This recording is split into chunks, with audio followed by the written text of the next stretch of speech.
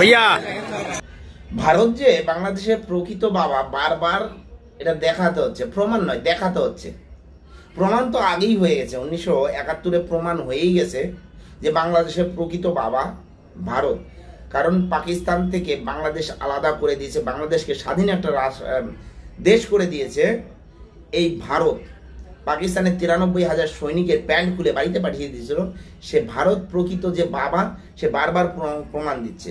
এতেও দেখা গেছে গতকালকে বাংলাদেশে পাকিস্তানের জয় জয়কার হচ্ছে, বাবা পাকিস্তান। কিন্তু ভারত যে প্রকৃত বাবা সেটা বলার আর বাহুল্য নেই। কেননা বাংলাদেশের শেখ হাসিনা বর্তমানে ভারতে আশ্রয়দাতা, অনেকেই সেখানকার উদ্বাস্তুরা আছে সেখানে ভারতে আশ্রয়দাতা। এমনকি যে কোনো সমস্যার সম্মুখীন হলে ভারতে গিয়ে আগে দাঁড়িয়ে পড়েন। আপনারা দেখেছেন এই যে গত কিছুদিন ধরে শ্রীলঙ্কায় যে পরিমাণে বন্যা হয়েছে, তাতে হাতি আর বাঘ এরা একে অপরের শত্রু, তারা পর্যন্ত একে অপরের সহায় হয়ে থাকছে। যারা একে অপরের শত্রু তারা পর্যন্ত কি করে বাঁচবো সেই বাঁচার তাগিদটা দেখছে।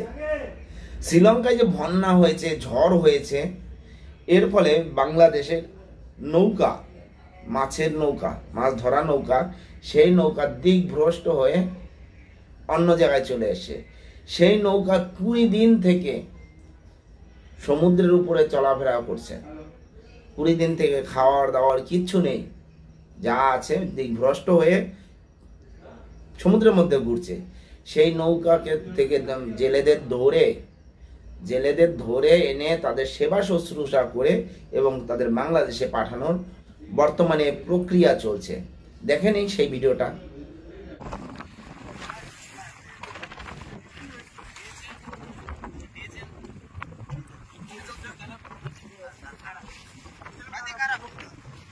बात कर रहा आर तो माట్లాడు बेदरा इंजन खराब हो गया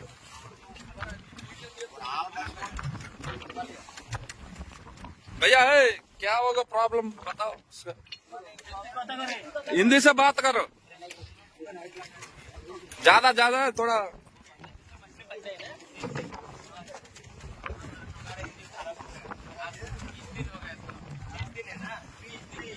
20 दिन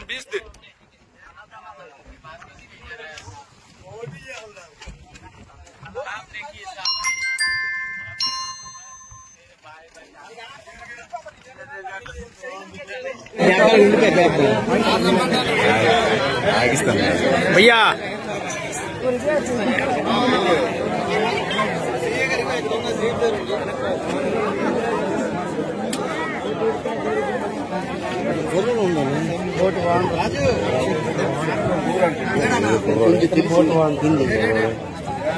ತಂಡೆಲ್ಲ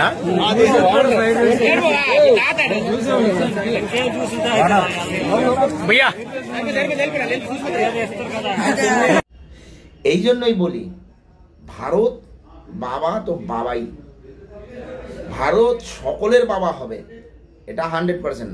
আর বাংলাদেশ বেশি যে লাফালাফি করছে, বাবার কাছে ছেলেরা লাফালাফি করলে হয়তো বাবা ছেলেকে 7 খুন মাফ করে দিতে পারে, 8 খুনের বেলা কিন্তু মাফ করবে না।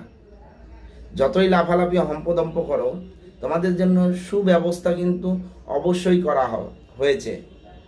যদিও আমি প্রকাশ্যে বলতে পারছি না, কিন্তু সুব্যবস্থা করা হয়েছে। সাবধানে থেকো। জয় হিন্দ, বন্দে মাতরম, ভারত মাতা কি জয়।